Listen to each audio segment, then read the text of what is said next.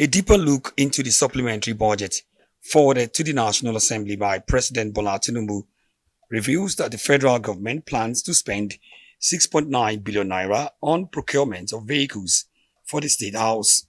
In the proposed budget, the Office of the First Lady, which is not a constitutional creation, will get 1.5 billion naira for the purchase of new cars. Also, the federal government has proposed to appropriate the sum of 5 billion naira for the purchase of a presidential yacht under the Navy capital expenditure, while another 2.9 billion naira is to be spent on sports utility vehicles SUVs for the presidential villa, and another 2.9 billion naira on replacing cars in the pool. This amount is different from another 12.5 billion naira to be spent on the presidential air fleet.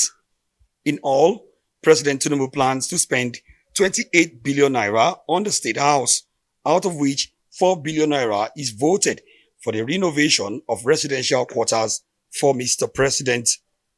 President Bola TINUBU had on Tuesday forwarded the supplementary budget of 2.17 trillion naira to the National Assembly, asking the lawmakers to expedite action on it. TINUBU, in the executive letter to the National Assembly, said the supplementary budget would support provisional wage of 35,000 naira to workers, costing the federal government 210 billion naira and 400 billion naira as cash transfers to vulnerable citizens. TINUBU also explained that the supplementary budget will shore up the country's security and agricultural sectors, and that part of the funds will be used for the off-season governorship elections in Imo, Kogi and Bayelsa. The letter was, however, completely silent on the billions of naira allocated for the purchase of new cars in the State House and Presidency. The Presidency has in the meantime declined to make any comment on the matter. The proposed expenditure by the President comes amid huge public criticism, with some groups holding protests in Lagos and Abuja over the decision of the National Assembly to purchase SUVs valued at 160 million naira each for members, as well as bulletproof SUVs for the principal officers.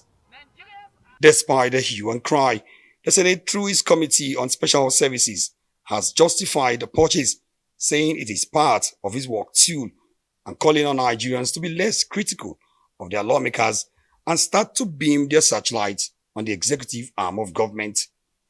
That they approve a Land Cruiser for us, and somebody that is a minister, you have more than 6, maybe 3 Land Cruiser, Prado, and other vehicles in their convoy, and you are not asking them questions. Please spare us a bit.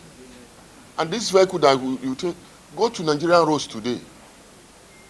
If I go home once to my senatorial district, I come back spending a lot on my vehicle because our roads are bad. At the moment, there is no debate yet from the National Assembly regarding the planned expenditure on the billions to be spent on new cars for the State House, the Presidency, and the Office of the First Lady. Omo Bazwai, Arise News.